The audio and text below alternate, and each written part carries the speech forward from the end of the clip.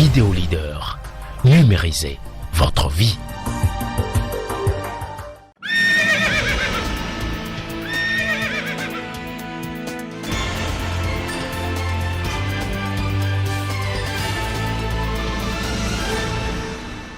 Vous faites bien de préférer Koburu TV Africa pour vous informer. Bienvenue à chacun et à tous. Nous sommes mercredi 3 novembre 2021. Coris Bank International, désormais à Banikwara, pour davantage se rapprocher de sa clientèle. Démarrage du championnat béninois de football. Les acteurs et supporters de Parakou s'expriment dans ce journal. Vous aurez aussi droit à une page inter. C'est là le sommaire de cette édition. Le développement, c'est après ceci. Les étudiants de Parakou réclament eux aussi justice pour Éloi Dogo, un étudiant brûlé vif. Il donne de la voix au micro de Tossou Emmanuel. Vraiment c'est horrible, c'est vraiment cruel. C'est pas une bonne manière de se rendre justice tant qu'il y a la police républicaine. Puis il y a vraiment des lois qui sont votées. Maintenant, je vois que c'est vraiment de l'animosité. Éloi, je l'ai vu en photo. C'était un beau gosse qui a l'air simple. Je ne vois pas à travers ces images-là. Il a l'air d'un brigand. Vraiment, c'est triste. C'est triste. En tant qu'étudiant, que les parents espèrent quelque chose, vraiment c'est triste. C'est triste. Pour ma part, ce qui est arrivé à Éloi est vraiment horrible. C'est pas du tout normal qu'un étudiant vient sans être jugé, qu'il soit brûlé ainsi. On dit nul n'a le droit de se faire justice, donc je ne peux pas savoir pourquoi exactement on peut brûler ainsi un être humain. C'est dégoûtant.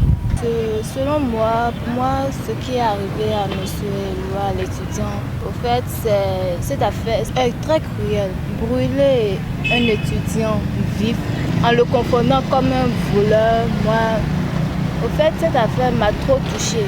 Ils ne devaient pas faire ça. Parmi les lois de l'État, ils ont interdit de brûler les hommes vifs. Il faudrait qu'ils appellent la force de l'ordre pour intervenir à cela. Pour ma part, ce qui est arrivé à Éloi est vraiment affreux. C'est une situation très affreuse, je dirais. Je trouve que même peu importe que ce soit, même si c'était lui qui avait commis le crime, parce que la vie est très sacrée, on ne devrait pas quand même le brûler de cette façon-là. Il faut d'abord aller et confirmer une vérification d'abord et savoir si effectivement il avait commis le forfait. Éloi, je ne le connais pas trop. Mais d'après ce que disent mes camarades, je dirais que j'ai appris d'ailleurs, qu'il est issu d'une famille très modeste et vraiment, c'est tout ce que je connais de lui. Et je ne pense pas, parce que je sais qu'il ne peut pas le faire. Ce qui est arrivé à Éloi, je pense que c'est vraiment horrible. Et surtout, moi, je jette le tort sur le gouvernement. Parce que la police républicaine était là, sur les lieux, mais elle n'a pas réagi. La police républicaine représente l'État béninois là. C'est comme si l'État béninois n'a pas joué son rôle là. Donc moi je pense qu'il faut sanctionner sévèrement ceux qui étaient là comme policiers. Je pense que Éloi ne devrait pas être brûlé en fait parce que c'est un peu cruel de brûler quelqu'un parce qu'il est en faute. Nous ne sommes personne pour juger nos prochains parce que tout être humain peut tomber dans la loi, quoi. Donc il ne faut pas en réalité juger l'homme jusqu'à le brûler, c'est un peu cruel. Je crois quand même qu'il est quelqu'un de simple. Moi je ne le connais pas en tant que ces gens de tout et il n'a même pas l'air de quelqu'un du champ. Depuis un certain temps, les cas d'accident sont devenus récurrents à Parakou. Qu'est-ce qui peut être à la base? La réponse est au micro de Romaric Yarigo et Din Yatopa. Les accidents, je vais faire constater d'abord que ce n'est pas seulement dans la ville de Parakou, c'est dans les grands axes qui relient les villes du Bénin et c'est dû à l'imprudence des chauffeurs, des conducteurs de véhicules, je veux dire, leur imprudence. Déjà que beaucoup ne connaissent pas le code et même ceux qui connaissent le code, ils doivent pouvoir être un peu plus prudents, mais on ne connaît pas le code, on n'est pas prudent, on roule à tort et à travers, ça ne peut que créer les accidents. Il faut que les médias, que que vous êtes accompagne avec des messages de sensibilisation. Il faut que les citoyens aussi, franchement, se disent qu'on n'a pas deux vies, on n'a qu'une seule vie. Quand on l'appelle là, ce n'est pas comme si on ira chercher une autre dans la chambre et venir remplacer. Et qu'on puisse aller doucement. Surtout les élèves, les étudiants qui attendent l'heure avant de démarrer de leur maison et après paraissent plus pressés. Donc il faut vraiment que tout le monde aille mollo comme on le dit. C'est manque de code qui laisse qu'il y a tellement de cas d'accident par rapport. Nous ne respectons pas les codes de la route. Les cas d'accident que nous voyons chaque jour sur nos voies, vraiment ça nous rend vraiment triste, ça nous fait beaucoup penser. Et bon, ce manque de patience qui crée parfois ces accidents. Là, il faut se patienter, laisser son prochain passer. On ne se patiente pas. Parfois, manque de connaissance du code de la voie. Voilà ce qui crée parfois ces accidents. Il faut que CNSS prenne ses responsabilités. Les accidents se passent trop à Parakou. Trop. À Parakou, on ne sait pas ce qui arrive même. C'est trop. Tout le temps, c'est accident. On ne comprend rien. Ce qui est à la base, les gens roulent mal à Parakou. Ils filent trop. Les gens aiment trop affiler. Et ils ne connaissent pas les codes. Tout le monde doit être pressé pour aller là où il veut. Mais ils ne connaissent pas les codes. Ils n'ont qu'à chercher une solution pour nous, pour que ça réduise un peu. Comme je vous l'annonçais dans le titre, Coris Bank International est désormais à Banikwara. C'était ce jeudi 28 octobre. Le point avec Minoma Tepa et François Samson. Coris Bank International se rapproche davantage de sa clientèle. L'agence de Banikwara, désormais fonctionnelle. Coris Bank International ne compte pas se faire prier pour satisfaire sa clientèle. Après Niki, c'est Banikwara qui bénéficie désormais des services de Coris Bank International. La cérémonie officielle d'inauguration de l'agence a eu lieu ce jeudi 28 octobre 2021. C'est naturellement pour les autorités, aussi bien départementales que communales, qui disent ici toute leur satisfaction. Je me charge de vous dire la joie du préfet du département à enregistrer la mise en service pour une deuxième fois d'une banque dans la commune de Banikwara. Je voudrais particulièrement saluer le courage de Coris Bank Bénin qui a osé, qui a accepté s'aventurer pour la première fois sur un terrain autrefois inexploré. Je voudrais rassurer les responsables de Coris Bank que leur expérience ne sera pas une piètre expérience. C'est un événement heureux pour nous parce que les opérations bancaires, les activités de Coris Bank Bénin à Banikwara vont permettre de booster le développement de notre chère commune. C'est une joie et c'est une chance pour nous que vous soyez commerçants, agriculteurs ou précisément cotonculteurs, que vous soyez fonctionnaires de l'État, que vous soyez artisans, vous aurez votre compte à la banque Coris Bank International. Vous aurez tous les produits qu'il vous faut pour développer votre activité. Le directeur de la clientèle du réseau de Coris Bank International Bénin ne tarit pas de mots pour rappeler les qualités de cette banque qui s'installe dans la commune de Banikwara. Fidèle à ses valeurs de confiance, d'originalité, de responsabilité, d'intégrité et de sociabilité, CBI Bénin a manifesté très tôt une grande sensibilité à la qualité de service. Nous travaillons donc à assurer une disponibilité constante, une écoute permanente auprès de notre clientèle, bref, à respecter davantage notre raison d'être.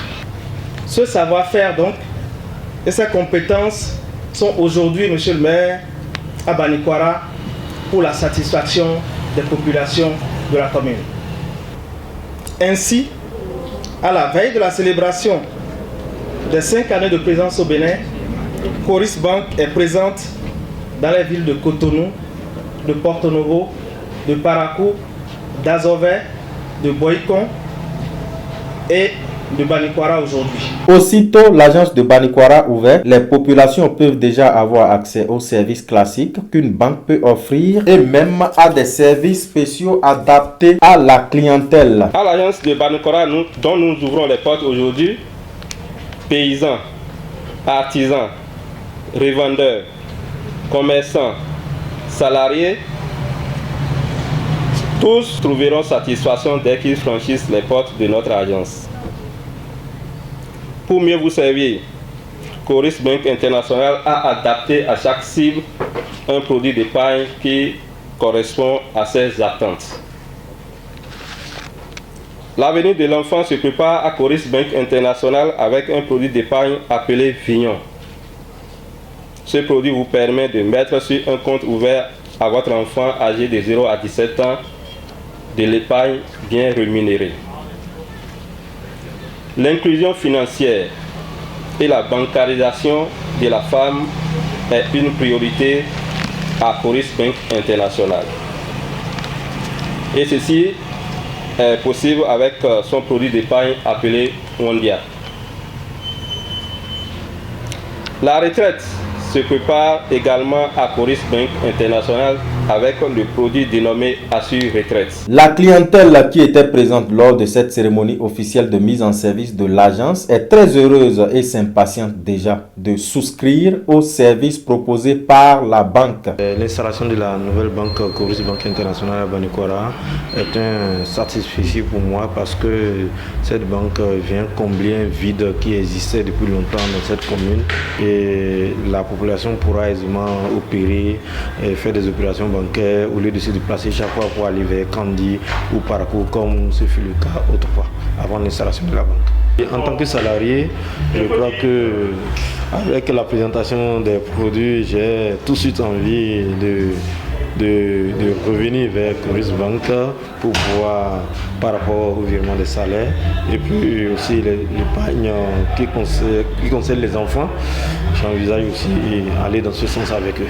Coris Bank International reste entre autres fidèle à ses objectifs et ne vise que la satisfaction de sa clientèle tel que le reprécise ici le directeur de la clientèle et du réseau. L'objectif assigné à l'agence de Banikwara n'est pas différent des objectifs poursuivis globalement par rapport à l'extension de notre réseau. Comme je l'ai indiqué tout à l'heure dans mon intervention, les performances globales de la banque se traduisent à travers évidemment l'efficacité entre autres de son réseau. L'objectif, il est d'abord commercial, satisfaction client, donc rapprochement avec la clientèle, ça c'est la première chose. Deuxièmement, c'est contribuer à la bancarisation de la population par le rapprochement des services financiers. Troisièmement, c'est l'appui aux activités économiques et donc à l'essor économique des opérateurs de la localité Banikwara, mais également des autres communes environnantes. Et donc, comme vous avez pu constater, notre agence n'est pas aussi légère que ça. Vous constatez que tous les investissements visiblement consentis ici sont d'une certaine envergure et donc leur dire que nous sommes là pour la durée et que nous comptons sur eux pour qu'effectivement les objectifs soient atteints. C'est donc fait. Coris Bank International est désormais installé à Banikwara. Les populations n'auront plus d'excuses pour ne pas souscrire aux services de la banque. La banque est ouverte et n'attend plus que les clients. Coris Bank International, la banque autrement. Le championnat béninois de football a effectivement démarré. Les acteurs et supporters de Parakou s'expriment au micro de Dossou Emmanuel. Annoncé depuis quelques jours, le championnat national de football du Bénin a effectivement démarré ce 31 octobre 2021 au stade Mathieu Kérékou avec à l'affiche Requin FC contre Coton FC. Coton FC empoche 3 points sur un score de 3-2 face aux Requins de l'Atlantique et s'installe pour le moment à la première place de la zone C. À Parakou, les regards sont fixés sur le week-end qui va trembler avec à l'affiche Buff FC contre Dynamo FC de Parakou dans la zone A. Quelques joueurs rencontrés nous livrent leurs impressions. Particulièrement moi je suis en joie parce que sans le championnat au Bénin les joueurs sont ennuyés, beaucoup ne font rien et c'est pas bon pour le pays. Avec le démarrage, et plusieurs jeunes seront occupés et c'est notre passion, on est en joie.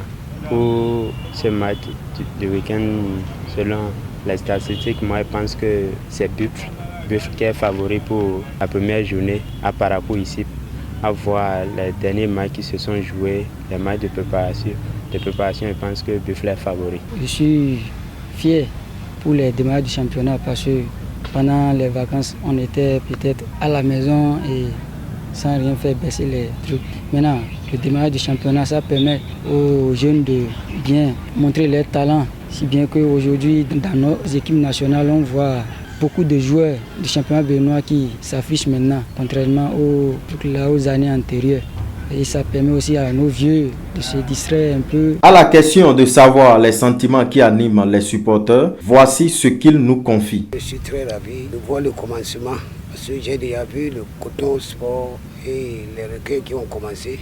Donc je suis en plein championnat, je crois. L'affiche du week-end, c'est bien Buff contre Dynamo. Et moi, je donne mon score au Dynamo. Je pense qu'avec